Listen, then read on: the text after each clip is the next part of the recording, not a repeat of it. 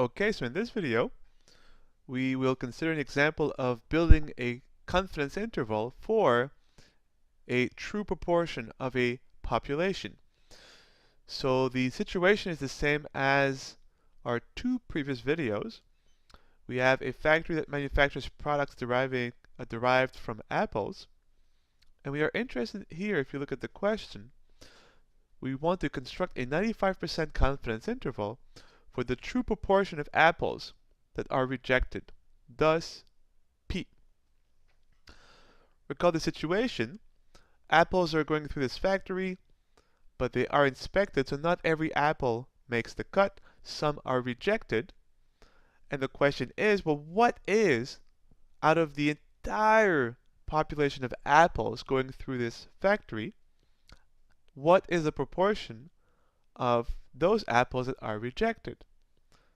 And this is what we're trying to answer. As always, let's write down what we know from the word problem. And since here we are looking at, this is the solution to problem A, we're looking for only a proportion, so we don't care about the average mean of our sample of 80 apples and the sample standard deviation. We only care about the proportion of apples that are rejected. Well, what we know about this is we have sampled 80 apples.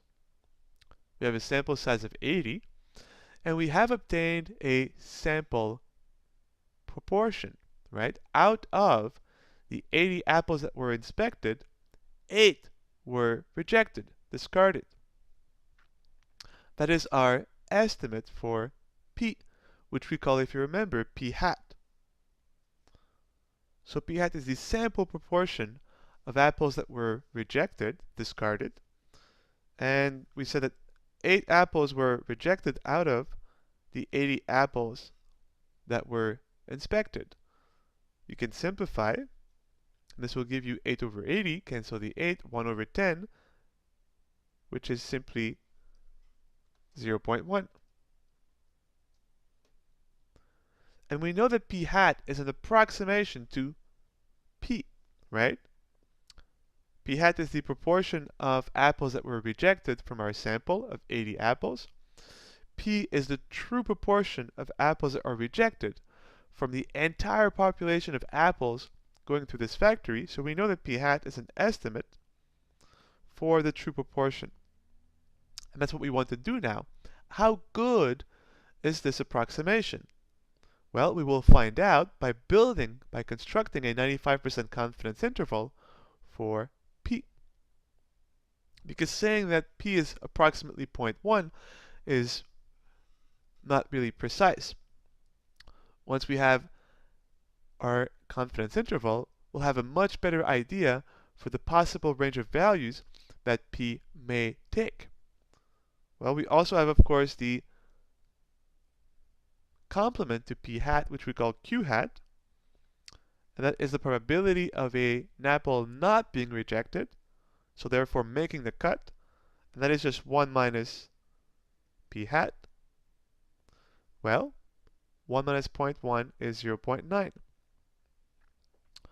So 90% of apple are considered of a good enough quality, so they are accepted. 10% of the apples are rejected.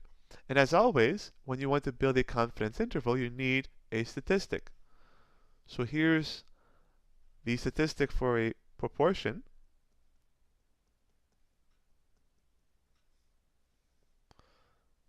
And the statistic is a direct consequence of the central limit theorem, because we have here a sample that is exceeding 30. We have a sample of 80 apples. 80 is bigger than 30. Therefore, by the central limit theorem, here's our statistic. If we take the sample proportion minus the true proportion, and we divide by the square root of the sample proportion, P, times its complement, Q hat, over N, over the sample size, this will actually, by the central limit theorem, since we have more than 30 objects in our sample, more than 30 apples, this will be approximately the standard normal distribution. One thing that we know that we haven't written down is our confidence level, and that is 95%. So C is 0.95. Well, as always, we will build a 95% confidence interval for our statistic, the standard normal distribution, and then we will simply isolate the parameter of interest, which here is the true proportion of apples being rejected. So let's draw the normal distribution curve, the standard normal distribution curve.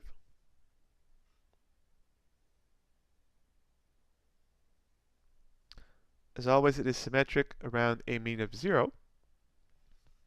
And we want to build a 95% confidence interval. So again, we have an interval that is symmetric about 0. Since we have Z, we'll have critical Z score, so ZC. Negative ZC by symmetry is the left-hand point. The confidence level, 0.95, is the area of this region, so 0.95. This leaves 5% for both tail ends. By symmetry, each one must have an area of 2.5%, therefore 0.025.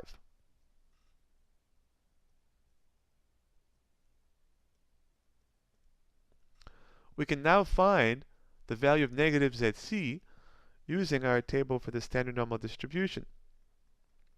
And that is, of course, the classical inverse Z problem. We know the probability below the Z score, and we want to extract from this the Z score. Well, let's use our table for the normal distribution, and we will be hunting for a probability closest to 0.025. We have it exactly here, so if we just go up a little bit, right, this is the left tail, so we will be looking for a probability, therefore the area of the left tail, and that was 0.025. There it is. If I go up a little bit, so you see if the area to the left is 0.025, the corresponding Z score will be negative 1.96. So if the area is 0.025, the Z score is negative 1.96. And this is exactly what we have. The area to the left is 0.025, and from our table we obtained a Z score, well, a negative Z score of negative 1.96. Therefore, if you negate both sides of the equality, our Z score is 1.96. Now that we have our Z score, we're good to go. So from the picture, we know that the probability that the standard normal random variable lies between negative ZC and ZC, therefore negative 1.96 and 1.96. I'll leave the critical scores as they are for now.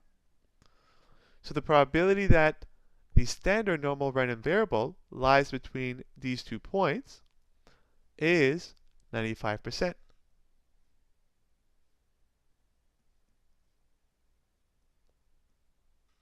So we now have a 95% confidence interval for Z, the standard normal random variable. But we're not looking for a confidence interval for Z. We were looking for a confidence interval for P, the true proportion of apples that will be rejected. Well, as we always do, we are going to replace our statistic by this, and then we'll be able to isolate for P. Let's go on to a second page.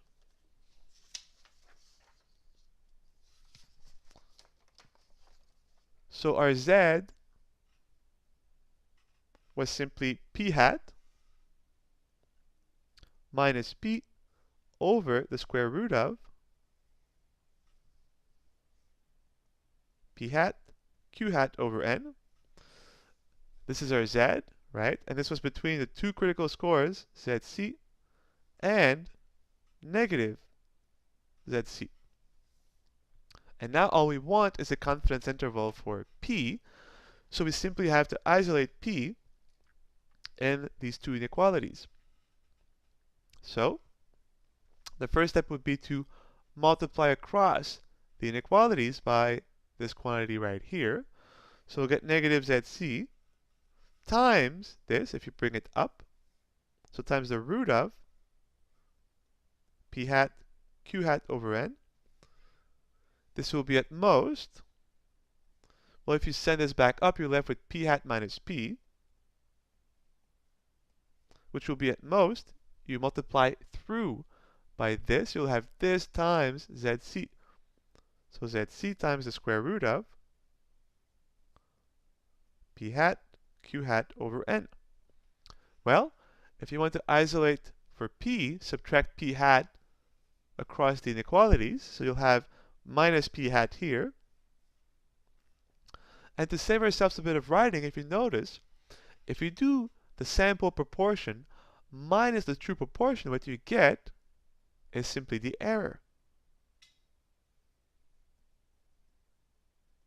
The error is always the exact value minus the approximation, the value obtained from the sample. So we'll subtract P hat from both sides, so we'll get negative P hat. This is minus the error, so minus E, will be at most negative P, which will be at most in turn negative P hat plus E. If you want to solve for P, we have to negate across the inequalities, but remember that if 2 say is at most 3, if you negate across, you'll get negative 2 and negative 3. But negative 2 is bigger than negative 3. So if you negate across, you have to also reverse the inequalities. So you will get P hat plus E, negating this, will be bigger than negative of negative P is P, which will in turn be bigger than negative of P hat. Well, negative of negative gives you positive P hat minus E. We have our interval for P now. It's just written backwards. So let's rewrite this is less than P, which is less than this. So we get P will be between, quite simply, the sample proportion plus E, sample proportion minus E. And now we have our confidence interval. We know that this will be true with 95% confidence. So the only thing left over is to compute the error. Right? If you look at the interval you get, once again, it is symmetric about P hat. You see, you get P hat. The right endpoint of the interval is P hat plus E. So you add to P hat the error. The right endpoint is P hat plus E. The left hand point is you subtract from P hat the exact same amount. You subtract E. And you see that your confidence interval, once again, is symmetric about the sample proportion. Well, let us find the error. If we just go up, the error was simply the critical z-score times the root of P hat Q hat over N.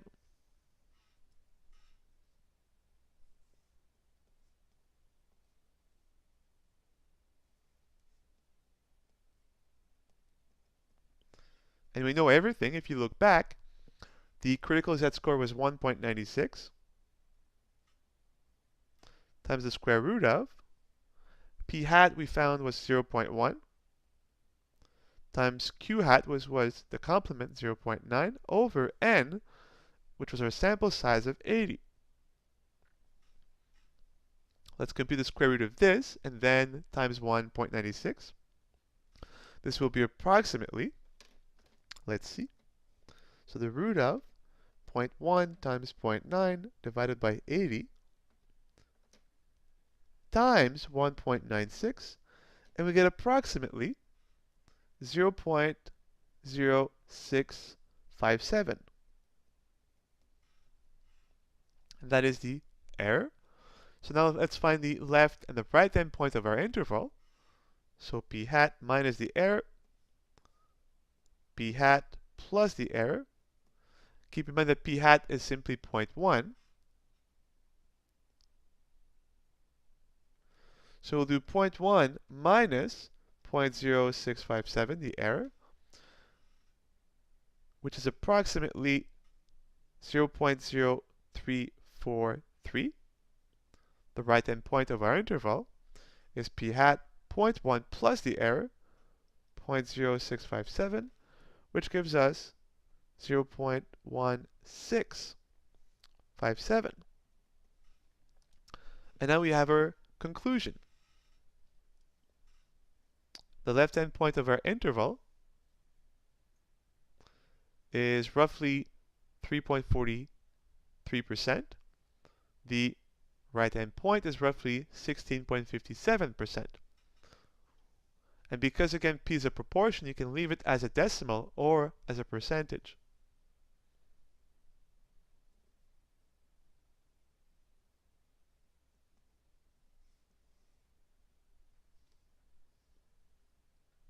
So we have the left endpoint 0.0343, which is at most the true proportion, which in turn is at most the right endpoint 1657, and this is our 95% confidence interval for the true proportion of apples being rejected.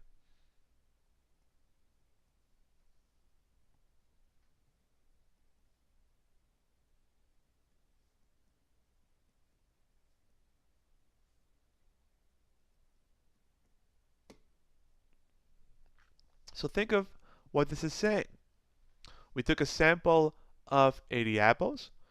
We found that out of those 80 apples, 8 were rejected, and therefore we can now say that with 95% confidence, the proportion, the percentage of all apples being rejected will be between 3.43% and 16.57%.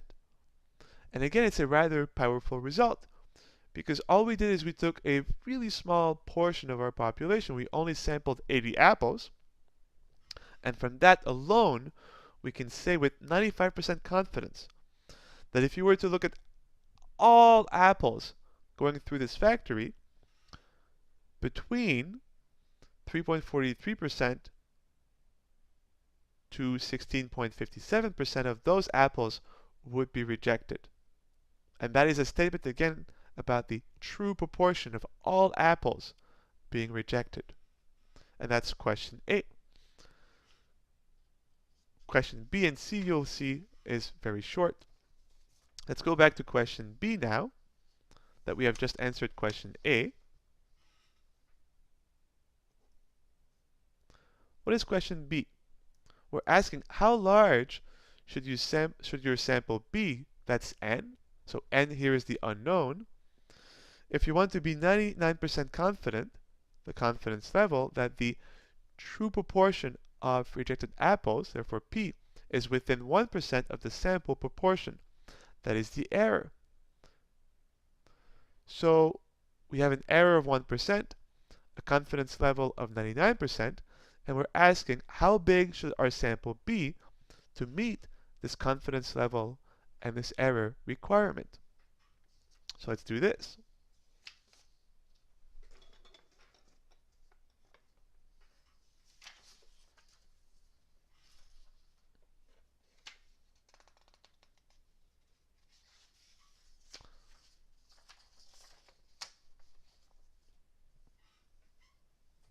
Let's write down what we want. This is B. What we want, as we said, is the sample size. The question was, how large of a sample should we take? So we're asking, what is the size of our sample? And what do we know? Well, we prescribed two things. We prescribed a confidence level of 99%. So C is 0.99. And we prescribed an error of 1%. So 1% is 0.01. So we have a prescribed error between the exact proportion and the sample proportion, and we want a confidence level as 0.99, 99%, and to meet these two requirements, to be 99% confident that the error between the exact proportion and a sample proportion is no more than 1%, how large of a sample must we take? Well, if you remember, we have derived the error earlier. The error is equal to the z-score times the root of the sample proportion, the complement over n. So let's write this. And this we also know. The error is the critical z-score, the root of the sample proportion, p hat, its complement q hat over n.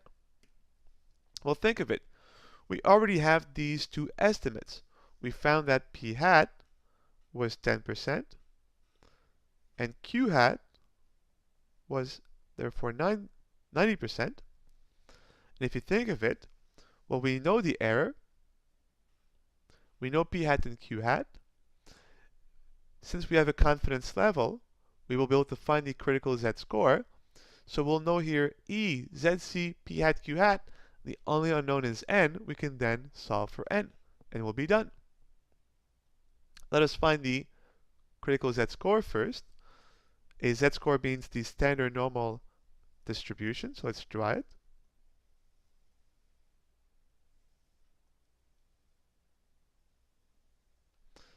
The average is 0.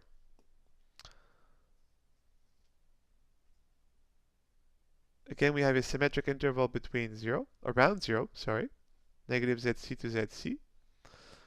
Since our confidence level is 99%, the area of the middle interval is 0.99. This leaves therefore 1% for the leftover two tails. By symmetry, they have the same area, and so the area of each one is 0.005.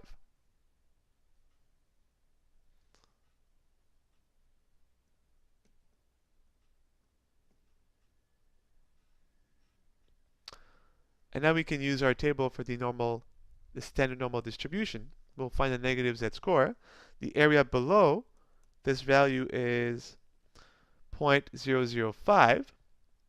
And now we have the classical inverse problem.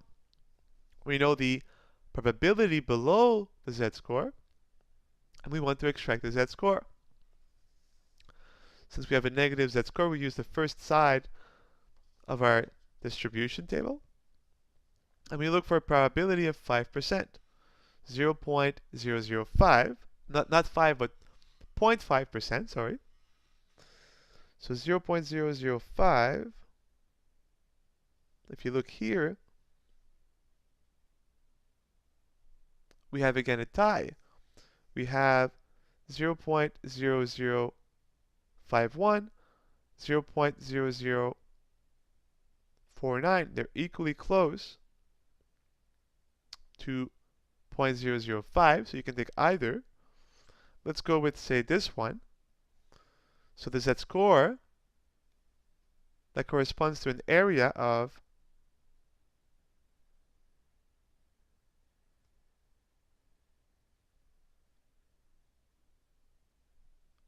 roughly 0.005.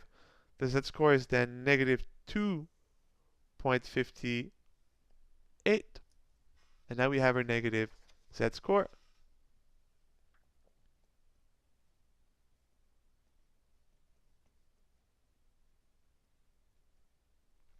So if negative ZC is negative 2.58, obviously negate both sides, ZC is 2.58.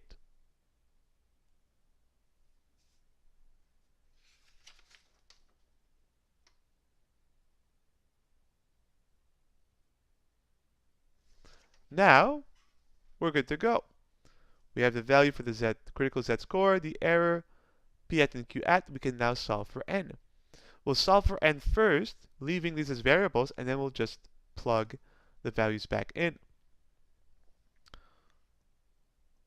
So let's see what we have. The error is the critical z-score times the, and here what I'll do is I'll split those two up. because the root of a over b is the root of a over root of b. So I'll write this as the square root of p hat q hat over the root of n. And this will make our life easier in solving for n. We will first solve for root of n, then we'll square both sides. So let's see now. If you want to solve for root of n, we'll send root of n back on top, send the error down. So what you'll get is quite simply that the root of n will be zc root of p hat q hat over the error over e. And to isolate for n, simply square both sides. Squaring root of n gives n equals. Here we'll have zc over e squared. They're both squared, so you can put them in the same parenthesis. So zc over e squared. And if you square the square root here, the root will go away and you'll be left with p hat q hat. And we usually write p hat q hat first, so in conclusion, the sample size must be p hat times q hat times the critical z-score over the error squared. But now we know everything, so let's just replace. We'll box this up because we'll use this in C. So what do we have then? The sample size should be approximately p hat, if you recall, was 0.1. Q hat, therefore, the complement is 0.9. The critical z-score was 2.58. And we wanted an error, if you remember, of 1%, therefore 0.01. And we square this term. Let's compute this with our calculator, and we'll have an approximate value. So 2.58 dividing by 0.01 is times 100. So that's 258, and we square this. We get 60,000 roughly times 0.9 times 0.1. So it's approximately 5,990. So we have to have a huge sample, almost 6,000 apples. You see, if you want to find the sample proportion that is within 1% of the true proportion, and you want this with a 99% confidence level, you have to sample approximately 6,000 apples.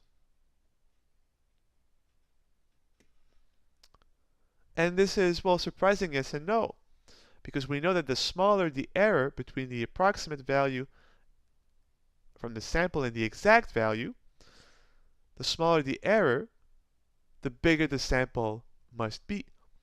Since we were looking for a really, really small error, we got a fairly large sample size. Let's answer, that takes care of B. Let's answer now question C. Let's go back to question C. And question C is the same as question B, instead that we'll assume that we had no prior information. So if you look at question C, we are saying repeat part B. So same question, but now assume that you have no estimate of the proportion of rejected apples. So we now assume that we never took a sample of apples. So we never obtained P hat, and therefore we never got Q hat. But we still have the same question. We want to find how big of a sample should we take if we want to be 99% confident that the error between the sample proportion and the exact proportion is no more than 1%. The question is, can we do it even if we have no idea of an approximate value for P and an approximate value for Q? The answer is yes, but it's a little bit sneaky. So go back to your error in general for, not the error, but the sample size that we have derived in part B. This is always the case.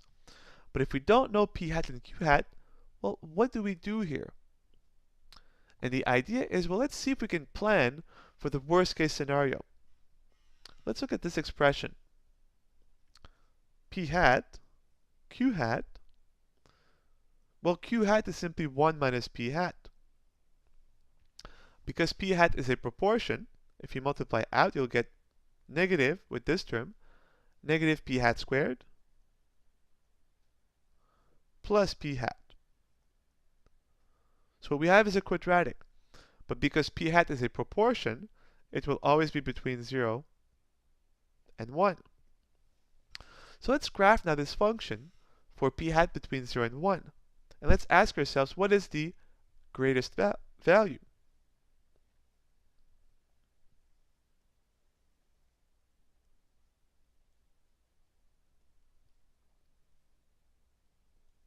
Well, think about it. Look at the expression here. If P hat is 0, then this is 0 times 1, the whole thing is 0. So at 0 we get 0. And if P hat is 1, then 1 minus 1 is 0, therefore the whole thing is 0 again. So this function is 0 when P hat is 0 and when P hat is 1. And look at this. It's just a quadratic in P hat, and since the quadratic term is negated, this will be a quadratic facing downwards. But it has to pass through these two zeros. So it will look something like this. And what's the worst case scenario? It is the greatest value of this function. And we can see that it's here. And we know that by symmetry it has to happen exactly when P hat is 1/2. But now if P hat is 1/2, 1 minus 1/2 is 1/2 times 1/2. 1/2 times a half is a quarter.